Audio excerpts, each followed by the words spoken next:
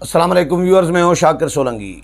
Viewers, election commission से अहम ख़बर शेयर करता चलूं कि election commission of Pakistan PTI के पंजाब असम्बली के 25 जो मुनहरफ अरकान हैं, जिनको मुनहरफ करार दिया जा रहा है पीटीआई की जानिब से, इनके ख़िलाफ़ फ़ैसला जो है कल देने जा रहा है। ये फ़ैसला कर लिया गया है। इलेक्शन कमीशन ने मंगल को फ़ैसला महफूज किया गया था और कहा गया था कि ये बुध को फ़ैसला सुनाया जाएगा, यानी कल, लेकिन बुध को भी फ़ैसला नहीं सुनाया गया। आज जुमरात गुज़र गई, समझे, जुमरात को भी फ़ैसला नहीं सुनाया गया और कल जुम्मे को अब फ़ैसला किया गया है इलेक्शन कमीशन की जानिब से कि फ़ैसला सुनाया जाएगा। फ़ैसला क्यों डिले हुआ, एक चीज़ ये बताऊँगा। दूसरा, एक्सपेक्टेड क्या है और जो समातें हुई हैं, जो दलाइल होते रहे इनका, और सुप्रीम कोर्ट का फ़ैसला जो आया था या सुप्रीम कोर्ट की जो राय आई है आर्टिकल 63(a) के हवाले से, उसकी राय की रोशनी में इलेक्शन कमीशन कहा जा रहा है कि फ़ैसला दे सकता है। लेकिन इलेक्शन कमीशन में ज़ाहिर है केस अलग चला है। इसका सुप्रीम कोर्ट के जो अपनी राय है, जो आर्टिकल 63(a) की, उसको ज़रूर नज़र में रखेगा इलेक्शन कमीशन। लेकिन इलेक्शन कमीशन का, मेरा अपना जो ज़ाती तजुर्बा और ख़्याल है कि इलेक्शन कमीशन का अपना फ़ैसला होगा, क्योंकि इलेक्शन कमीशन ने अभी सुप्रीम कोर्ट के फ़ैसले के मुताबिक अगर उसी तरह का ही फ़ैसला देना होता तो फिर इलेक्शन कमीशन केस ही क्यों सुनती, फिर इलेक्शन कमीशन हवाले कर देता सुप्रीम कोर्ट के। तो इलेक्शन कमीशन ने बहरहाल ये ख्याल किया जा रहा था कि सुप्रीम कोर्ट का फ़ैसला आने के बाद, यानी राय आने के बाद, ये मौखर कर दिया था। वैसे मंगल को जब फ़ैसला महफूज किया गया था इलेक्शन कमीशन की जानिब से, तब ये कहा गया था कि वेडनेसडे को, यानी बुध को फ़ैसला सुना दिया जाएगा और बुध को जो काज लिस्ट जारी होती है जो समातों की, उसमें भी शामिल था। बाद में फिर निकाल दिया गया था। तो फिर अब आज अभी ये इलेक्शन कमीशन से ख़बर आई है कि फ़ैसला किया गया है कि कल फ़ैसला दे दिया जाएगा। समातों के हवाले से मैं आपको बताऊं कि इलेक्शन कमीशन में जो समातें हुई उनमें टेक्निकल सवालात उठाए गए थे और जो सुप्रीम कोर्ट का फ़ैसला या सुप्रीम कोर्ट की राय आई है आर्टिकल 63(a) के तहत, वो भी पंजाब असम्बली पे लागू हो सकती है या पंजाब असम्बली के ये अरकान मुतासर हो सकते हैं। मरकज़ में, वफाक में कोई असर नहीं पड़ेगा। फवाद चौधरी और पीटीआई के लोग ढोल बजा रहे थे, भांगड़े डाल रहे थे सुप्रीम कोर्ट से जब आर्टिकल 63(a) की तशरीह की के हवाले से राय आई थी। उस वक़्त भांगड़े डाल रहे थे कि जी हुकूमत गई, मरकज़ी भी गई तो पंजाब की भी गई, और सदर ममलिकत को हम कहते हैं, डिमांड करते हैं कि वो शहबाज शरीफ को कहें कि वो एतमाद का वोट लें, और एतमाद अक्सरियत का वो खो चुके हैं। ऐसा कुछ नहीं होना, क्योंकि सुप्रीम कोर्ट ने ये फ़ैसला दिया, ये राय दी थी कि जो मुनहरफ अरकान हैं, कोई भी रुकन पार्टी पॉलिसी, पार्टी फ़ैसले के ख़िलाफ़ वोट कास्ट करेगा तो उसका वोट काउंट नहीं होगा। मरकज़ में तो वोट कास्ट ही किसी मुनहरफ रुकन ने नहीं किया। मरकज़ में शहबाज शरीफ को एक भी रुकन ने, जो पीटीआई के रुकन थे, मुनहरफ थे, उन्होंने, जिनको मुनहरफ तब कहा जाए जब वो वोट कास्ट कर देते, लेकिन अभी तक उन्होंने वोट कास्ट नहीं किया तो मुनहरफ वो नहीं है। उनके ख़िलाफ़ भी रेफरेंस पीटीआई ने भेजा था, वो भी बच गए और मुनहरफ तो हैं ही नहीं क्योंकि उन्होंने वोट नहीं कास्ट किया। जब वोट कास्ट नहीं किया तो शहबाज शरीफ की वज़ारत उज़्मा सिक्योर है, क्योंकि उनको पीटीआई के एक भी मुनहरफ रुकन का वोट की ज़रूरत ही नहीं पड़ी। उन्होंने इत्तेहादियों के साथ मिलके, और जो आपस में जमातें थी अपोजिशन की उस वक़्त की, उन्होंने अपने वोट पूरे कर लिए थे, 172 वोट वज़ीर आज़म के लिए। तो मरकज़ में एतमाद का वोट लेने की या वज़ारत उज़्मा को ख़तरे की या कौमी असम्बली को ख़तरे की कोई ऐसी बात नहीं है। फवाद चौधरी वाले जब भंगड़े डाल रहे थे तो हम उस वक़्त भी ये तज्ज़िया कर रहे थे कि ये अभी तो भंगड़े डाल रहे हैं कि जी सुप्रीम कोर्ट से हमारे हक़ में शायद फ़ैसला आया है, लेकिन बाद में मैंने कहा घंटे 2 घंटे 4 घंटे के बाद या दूसरे दिन इनको जब पता चलेगा कि फ़ैसला क्या आया है तो फिर ये रोना धोना शुरू कर देंगे। तो अब वो ठंडे पड़ गए हैं कि भाई यार ये तो फ़ैसला हमारे हक़ में तो नहीं है। तो बहरहाल ख़िलाफ़ भी नहीं है, हक़ में भी नहीं है इनके। सुप्रीम कोर्ट ने अपनी एक राय दी है, जो 2 जजेज़ ने उसमें हिस्सा नहीं लिया, 3 जजेज़ ने, चीफ़ जस्टिस और 2 और जजेज़ ने राय दी है।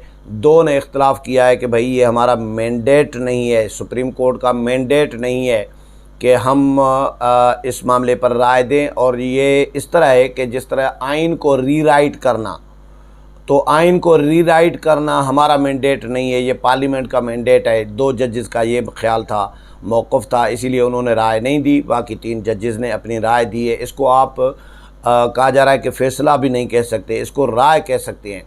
तो जैसे ही सुप्रीम कोर्ट का फ़ैसला आया तो इलेक्शन कमीशन ने फिर अपना जो महफूज फ़ैसला था वो मौखर कर दिया था। महफूज फ़ैसला दूसरे दिन सुनाना था, लेकिन दूसरे दिन फिर मुलतवी कर दिया कि जी हम फ़िलहाल नहीं सुनाएंगे।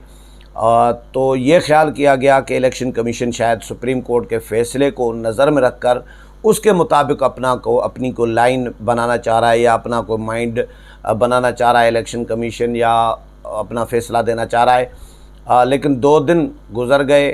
मंगल को ये फ़ैसला महफूज हुआ, बुध और जुमरात 2 दिन ये गुजर गए, समझे तीसरे दिन या चौथे दिन कल ये फ़ैसला आएगा। और इलेक्शन कमीशन में जो समाअतें हुई वो भी मैंने उनको भी मैं परसू करता रहा हूँ। तो समाअतों में, आखिरी समाअतों में बड़े इम्पॉर्टेंट और टेक्निकल सवालात ये उठाए गए थे कि भैया के इलेक्शन कमीशन में जो मुनर्रफ अरकान थे, जिन्होंने हमज़ा शहबाज को वोट दिया, जो 25 अरकान हैं जिनके ख़िलाफ़ PTI ने रेफरेंस इलेक्शन कमीशन में परवेज़ इलाही के ज़रिए भेजा था, स्पीकर पंजाब असम्बली के ज़रिए। तो उनके वकला का मौक़िफ़ ये था कि पार्टी की जो पार्लिमानी पार्टी होती है पंजाब असम्बली में, जो पार्लिमानी पार्टी है PTI की, उसके फ़ैसले की अगर ख़िलाफ़ वर्जी हो तो फिर फ्लोर क्रॉसिंग का कानून, फिर डिफेक्शन लॉ जो है वो नाफिज हो सकता है, लागू हो सकता है। अगर पार्लिमानी पार्टी की हिदायत नहीं है और पार्टी चेयरमैन की हिदायत हैं या पार्टी के सेक्रेटरी जनरल की हिदायत हैं तो फिर ये नहीं हो सकता। ये मौक़िफ़ वकला का सामने आया है। और ये भी मौक़िफ़ आया कि यहाँ पे पंजाब असम्बली में पार्टी के सेक्रेटरी जनरल असद उमर ने ख़त लिखा था अलीम ख़ान को भी या मुख्तलिफ़ अरकान को कि भाई आपने परवेज़ इलाही को वोट देना है।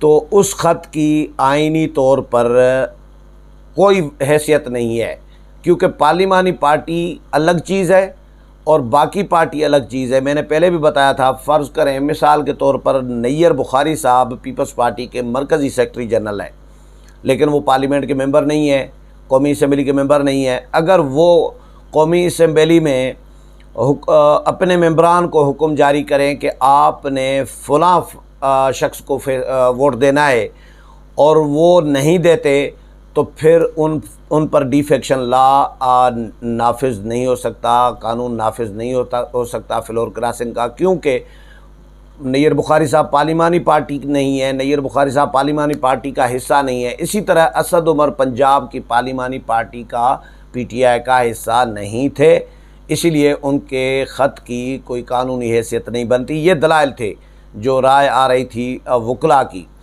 और दूसरा ये कि भाई पार्लिमानी पार्टी ने अगर हिदायत जारी की हैं तो वो बताई जाए, उसका कोई तहरीरी सबूत ही दिया जाए। ये मुनर्रफ अरकान के वकला का मौक़िफ़ था कि किस दिन 1 अप्रैल को PTI कह रही है कि वज़ीर आला हाउस में पार्लिमानी पार्टी हुई। भाई पार्लिमानी पार्टी हुई थी फ़र्ज़ करें तो उसका कोई नोटिस जारी हुआ होगा मेंबरान को कि इजलास 1 को है, आप शिरकत करें, और उसके कोई मिनट्स हुए होंगे, तैयार हुए होंगे, उसकी कोई हाज़िरी लगी होगी कि फ़लाँ मेंबरान ने शिरकत की।